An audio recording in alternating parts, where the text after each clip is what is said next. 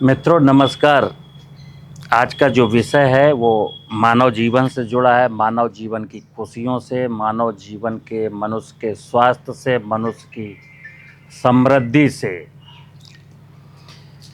दुनिया का हर व्यक्ति हंसना चाहता है, दुनिया का हर व्यक्ति स्वस्थ रहना चाहता है। हम सुख चाहते हैं, हम शांति चाहते हैं, लेकिन हमारे जीवन की खुशियों का संबंध, खुशियों का खजाना कहाँ से जुड़ा हुआ है वो अब नहीं जानते। हम प्रकृति की जिस व्यवस्था में जीते हैं उसका नाम मैंने लिखा है इकोसिस्टम। नेचर का एक सिस्टम है, उसको हम इकोसिस्टम कहते हैं, उसको हम पर्यावरण कहते हैं। हम जिस सिस्टम में रहते हैं वो सिस्टम अगर अच्छा है तो मेरा सिस्टम ठीक है, यानी कि प्रकृति का अगर इकोसिस्टम सही है तो मेरे शरीर का इकोसिस्टम सही है, और अगर प्रकृति का इकोसिस्टम खराब हो गया तो मेरा इकोसिस्टम भी खराब होना ही होना है।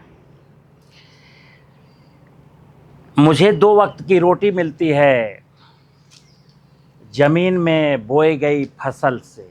2 वक्त की रोटी का इंतज़ाम होता है, ज़मीन में जो फसल सब्जी फल लगाते हैं उससे मेरी रोटी का इंतज़ाम होता है, भोजन का इंतज़ाम होता है। लेकिन ये जिस ज़मीन में मैं खेती करता हूँ वो ज़मीन कैसी है मुझे नहीं पता, किसी को नहीं पता।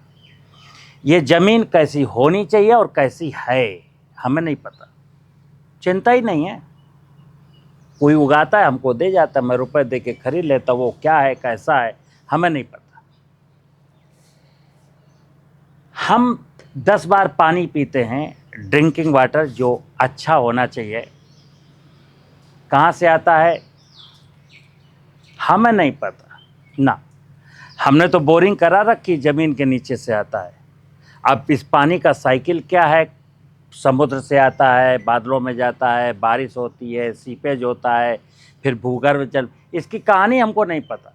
हमारा तो 100 फुट का पानी अगर सूख गया तो 150 फुट पर बोरिंग करा दी, 150 का सूख गया तो 250 फुट पर करा दी।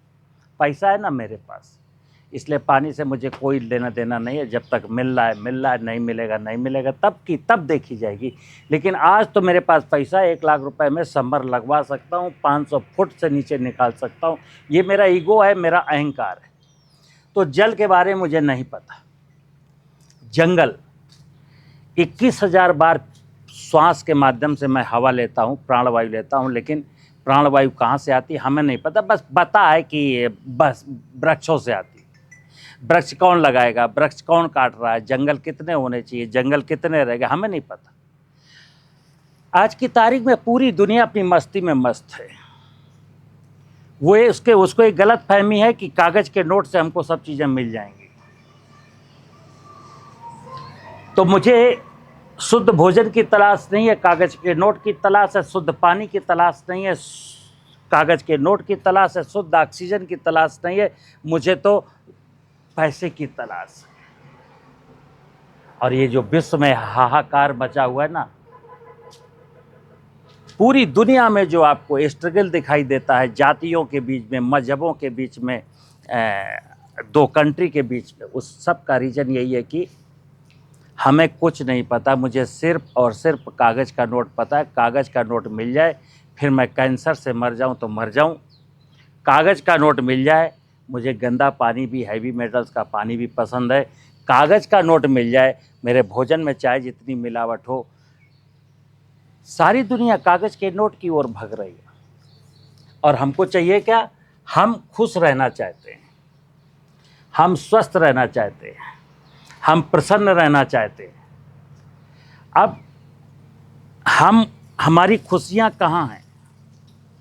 क्या मेरी खुशियाँ कागज़ के नोट में है? क्या मुझको कागज़ का नोट स्वस्थ रख सकता है?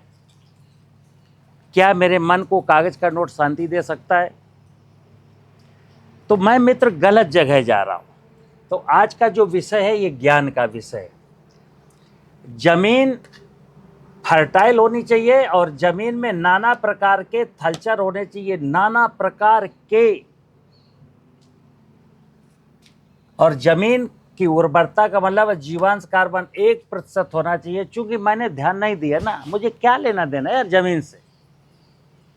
तो क्या हुआ कि 0.3% रह गया, यानी 70% की गिरावट आ गई। जलाशय, नदियाँ, झरने, पहाड़, जहाँ से नदियाँ निकलती हैं, जो झरने हैं, जो जलाशय हैं, जहाँ से पानी रिचार्ज होकर के कुएं में जाता था, वो झरने सूख गए, नदियाँ सूख गई, जलाशयों में कब्जे हो गए। हमें क्या लेना देना, ज़मीन के नीचे तो पानी है ना। सूख चला जाए नदी, सूख जाए जलाशय, जलाशयों में तो बड़ी बड़ी बिल्डिंगें, होटल, माल बना डाले हम लोगों ने। तो क्या हुआ कि जल संरचनाएं सिकुड़ती चली गईं, और जो बची हैं उनमें इतनी गंदगी है कि वहाँ कोई जलचर नहीं है। पहले गांव में लोग मछली अपने तालाब से पकड़ के मार के खा लेते थे, अब वहाँ मछलियाँ नहीं है, केचुआ नहीं है, मेंढक नहीं है, कुछ भी नहीं है।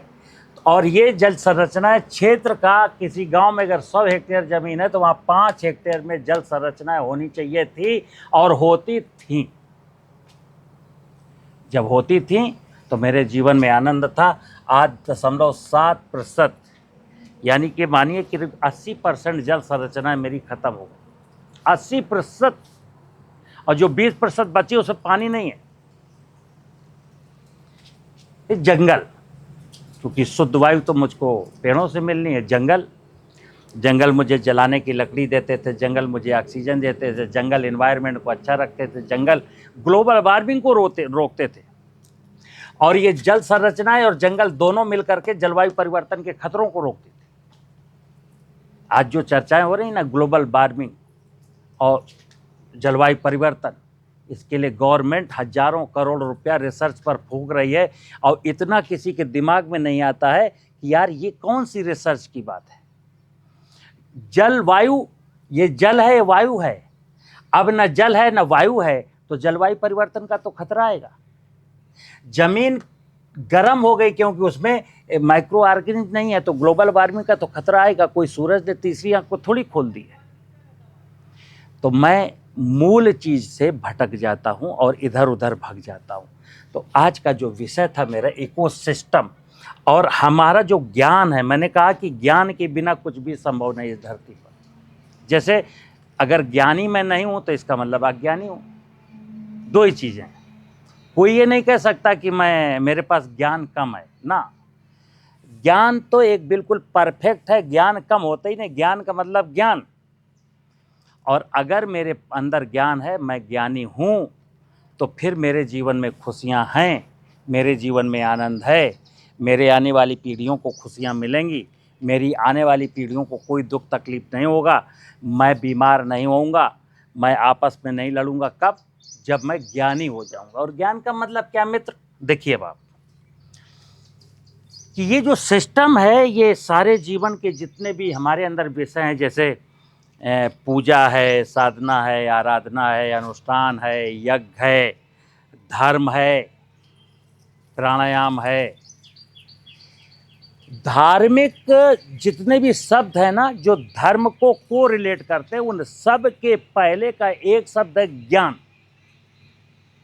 अगर ज्ञान नहीं है तो धर्म झूठा है, धर्म पाखंड है।